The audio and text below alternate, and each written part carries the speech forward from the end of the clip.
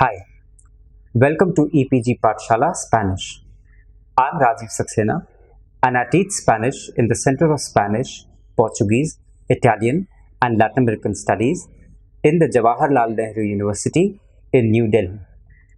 We are learning Spanish and we are in the intermediate Spanish paper which is called Intermediate Grammar. We are in the module which is talking about the impersonal sentences. The objective of this module is to learn about impersonal constructions in Spanish. However, we should note that a detailed overview of passive constructions will be done in the next paper of advanced grammar. So, over here we will be just having a brief overview about the impersonal constructions in Spanish. It is not always possible to mention the subject of a sentence. Sometimes it is even desirable not to do so. So, if a person tells me something and I don't want another person to know that who told me, I must avoid mentioning him or her. So, we would be deleting the subject of a sentence. If anybody breaks anything which belongs to me, I cannot say he, she or they broke it if I don't know who the subject is. In these cases, we usually use impersonal sentences. In English, this problem is solved by using passive structure. It was broken. In Spanish, there are several other ways to address this situation.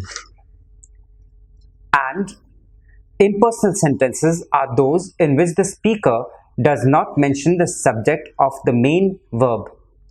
There are various ways to make impersonal sentences in Spanish. Impersonal sentences can be formed using a third-person plural verb without mentioning the subject. Me han dicho que, I have been told that. Me han dicho que, I have been told that. Dicen que, they say that. In such sentences, the subject can be anybody.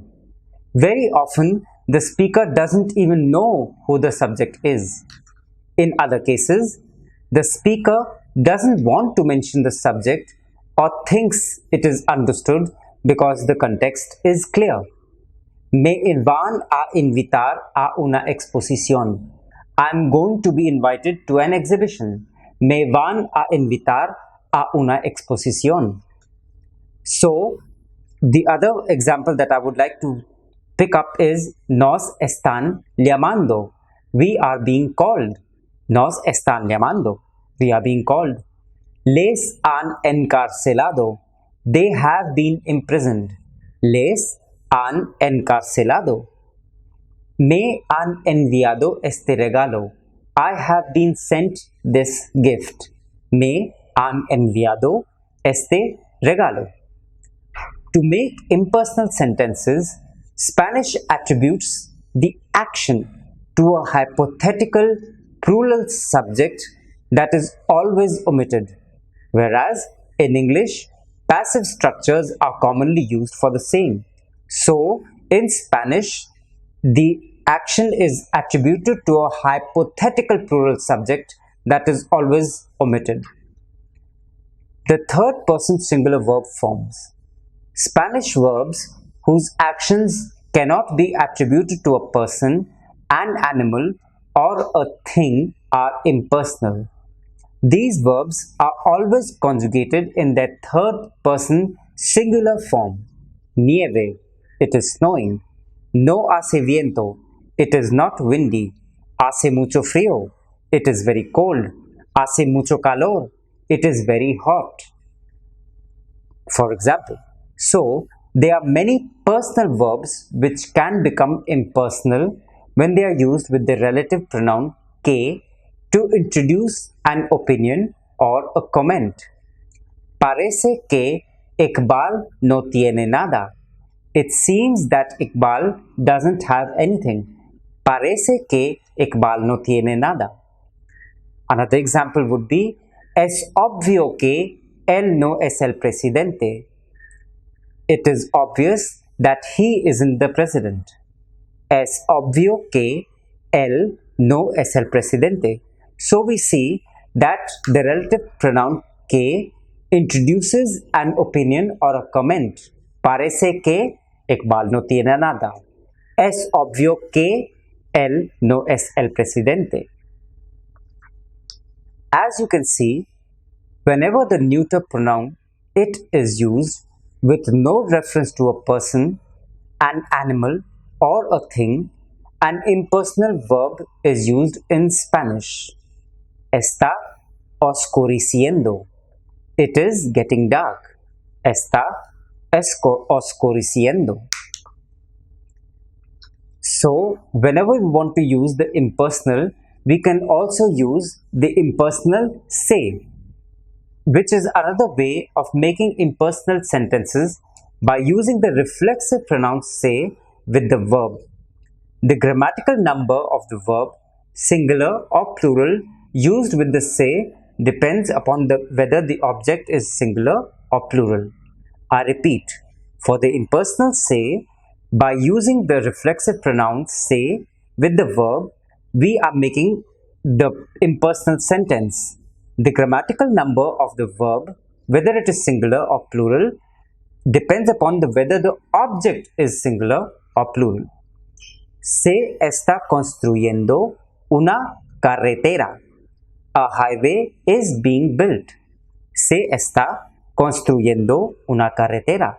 So we do not know the subject, and that is why we are using se está construyendo una carretera. It is a passive voice sentence in Spanish.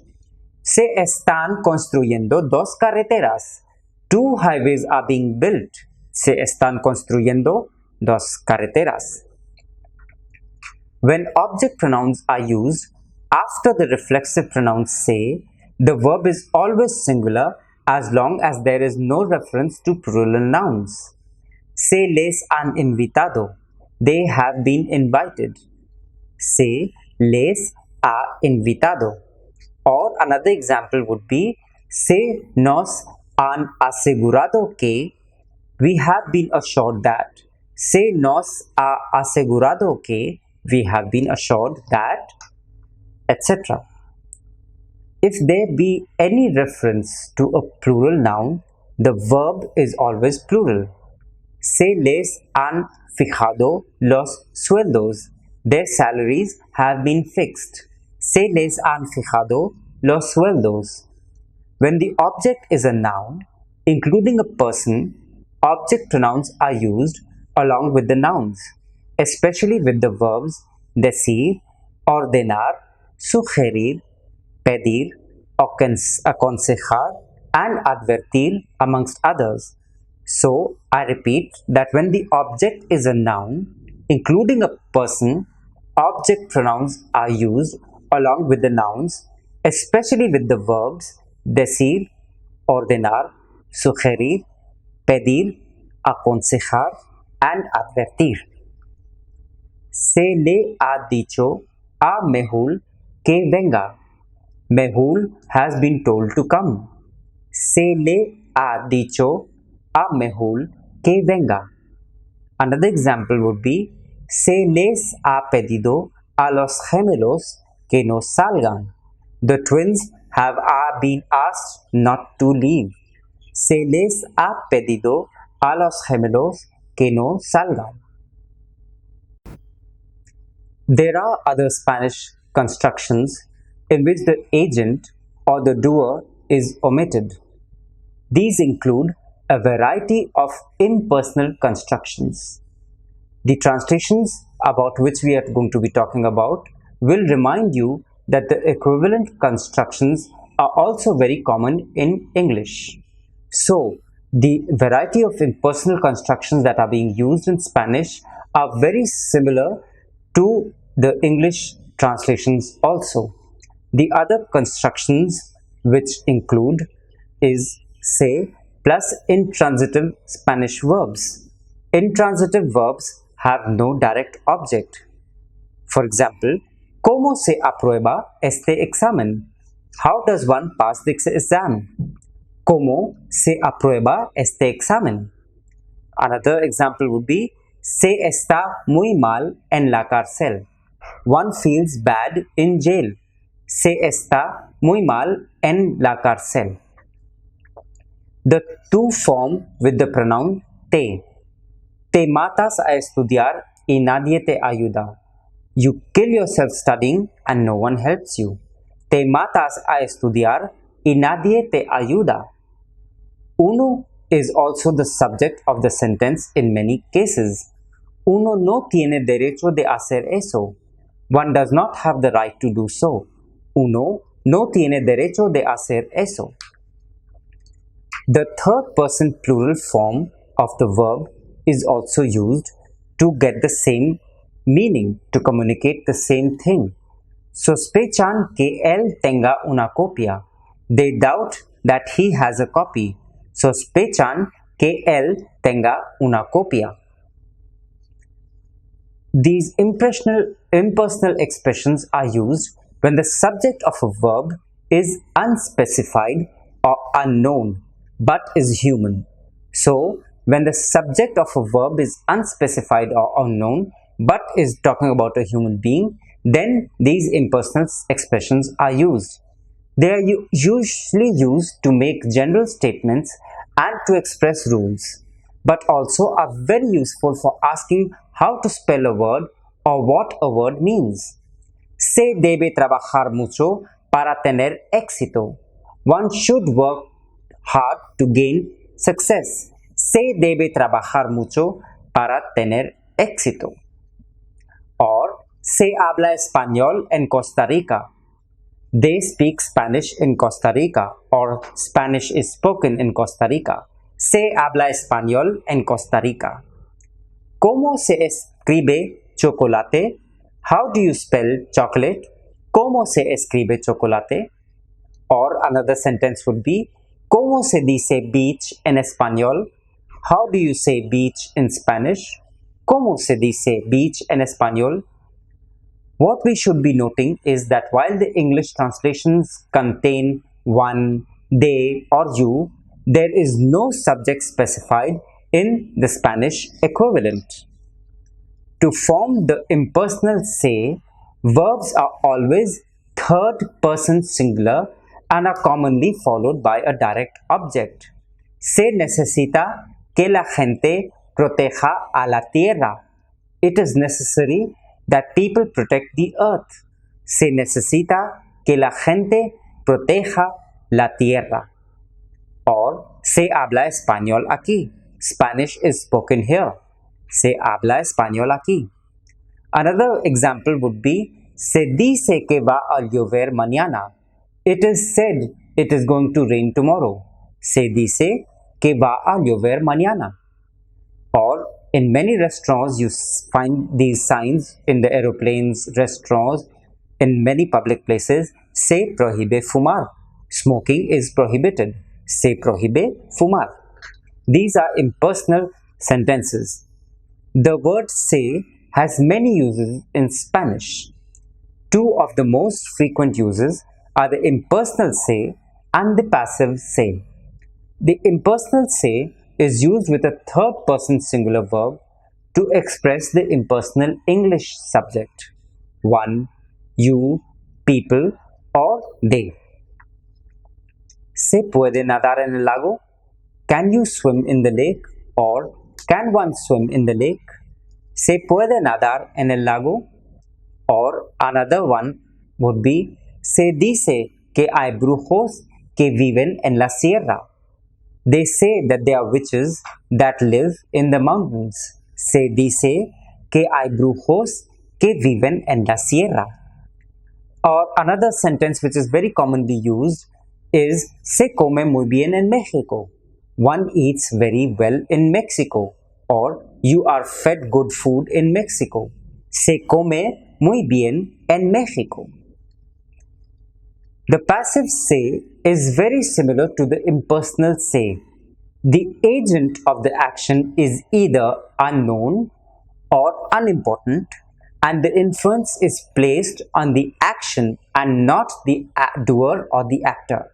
So, the agent of the action is either unknown or unimportant, and the influence is placed on the action and not on the doer or on the actor. En Coyotepec se hace el barro negro. Black clay is made in Coyotepec. No se habla español en ese pueblo. Spanish isn't spoken in that town. Se gasta mucho dinero en el mercado. A lot of money is spent in the market. Se gasta mucho dinero en el mercado.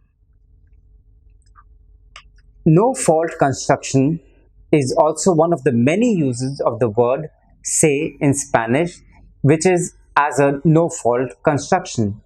Just as the name indicates, this construction is used for unexpected occurrences and does not place the blame on anyone. So, whenever we do not want to place the blame on anyone, we use the no fault construction. These sentences include se, an indirect object pronoun which refers to the person or the persons involved, usually as an innocent victim, and the verb which is in the third person and agrees with the recipient. So, for example, we talk about a Juan se le perdió la cartera. Juan lost his wallet, or John's wallet got lost. So you're not blaming anybody, you're just saying a Juan se le perdió la cartera.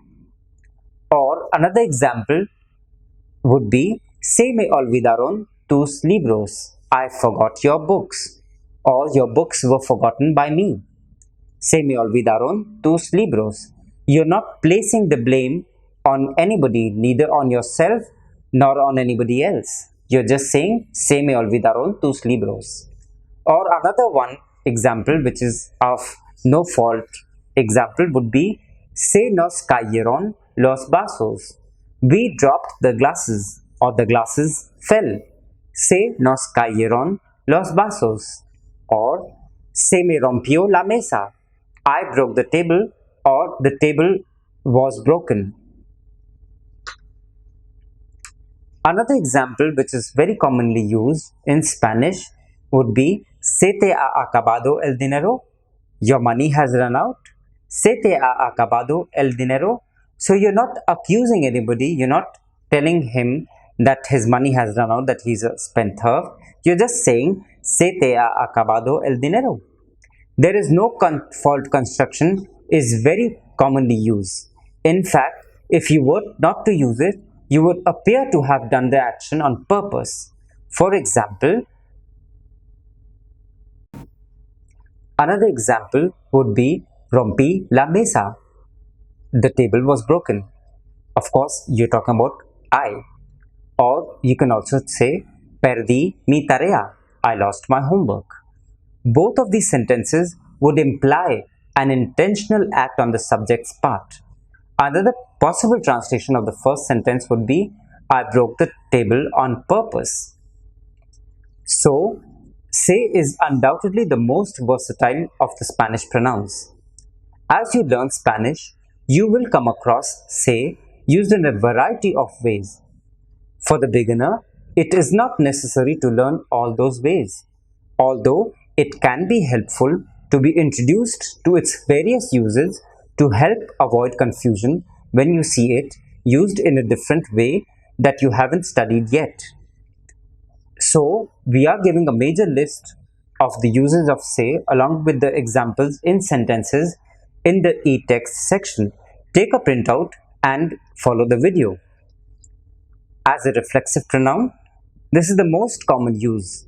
As explained in the lesson on reflexive pronouns, such pronouns indicate that the subject of a verb is also its object. So, when the subject of a verb is also its object, the reflexive pronoun is used. In English, this is usually accomplished by using verbs such as himself or themselves. Se is used in the reflexive pronoun for third persons uses, including when usted or ustedes is the subject. Some verbs, as in the final two examples which we are going to be talking about, can be used reflexively in Spanish even though they aren't translated that way in English. So, the examples that you are going to be dealing with are Pablo se ve por el espejo. Pablo sees himself using the mirror. Pablo se ve por el espejo. Another example would be los padres no pueden oírse. The parents can't hear themselves. Los padres no pueden oírse. Another example would be Rebecca se perjudica por fumar. Rebecca is hurting herself by smoking. Rebecca se perjudica por fumar. Another example would be Benjamin Franklin se levantaba temprano. Benjamin Franklin got up early. Benjamin Franklin se levantaba temprano. Another example would be se comió los tacos. He ate up all the tacos. Se comió los tacos. As the equivalent of the English passive voices, we can also be using se. So, by using se, particularly when discussing inanimate objects, it is possible to indicate some sort of action without indicating who performed the action. So, whenever you're using se, when you're discussing inanimate objects, it is possible to indicate some sort of action without indicating who has performed the action. Grammatically, such sentences are structured in the same way that sentences using reflexive verbs are being used. In a literal sense, a sentence such as se venden coches means cars sell themselves. In actuality, however, such sentences would be the English equivalent of cars are sold, or more loosely translated, cars for sale. Se venden coches, or se venden libros, or se venden chocolates. So, cars for sale, books for sale, chocolates for sale. Se abren las puertas. The doors are opened. Se vendió la computadora. The computer was sold. Se vendió la computadora. Another example would be se perdieron las llaves. The keys were lost. Se perdieron las llaves. The keys were lost. Se prohíbe fumar. What we had said earlier also, smoking is prohibited. Se prohíbe fumar. We also use this as a substitute for le or les. When the indirect object pronoun le or les is immediately followed by another pronoun that begins with an L, the le or les is changed to se as a way to avoid having two pronouns in a law beginning with the L sound. So, to avoid having two pronouns side by side beginning with the L sound, lelo, lela, we use selo, sela. Déselo a ella, give it to her. Se lo dijo a él, he told it to him. No se lo voy a dar a ellos, I am not going to give it to them. So, the impersonal se. In some sentences, se is used as an impersonal sense with regular verbs to indicate that people in general or no person in particular performs the action. I repeat, we use the impersonal se in some sentences where impersonal sense is being given with singular verbs to indicate that people in general or no person in particular performs the said action.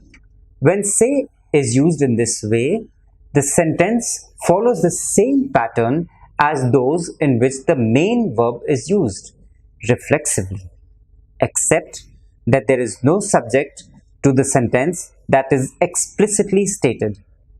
As the examples below show, there can be a variety of ways that such sentences can be translated into English. So, the examples that we are going to be talking about right now are se maneja rápidamente en Lima. People drive fast in Lima. Se maneja rápidamente en Lima. Or another example would be se puede encontrar cocos en el mercado. You can find coconuts in the market. Se puede encontrar cocos en el mercado. Another example would be muchas veces se tiene que estudiar para aprender. Often you have to study to learn. Muchas veces se tiene que estudiar para aprender. So, to conclude, what we would like to say is that impersonal constructions should not be viewed as something difficult to grasp at all, because we have seen how easy it is to use it. All the rules are very clear and simple, but we need to do more exercises to learn how to use it. So, go to the section marked self-assessment and do the exercises there, and it will help us practice more and communicate much more easily and fluently in Spanish. Muchas gracias.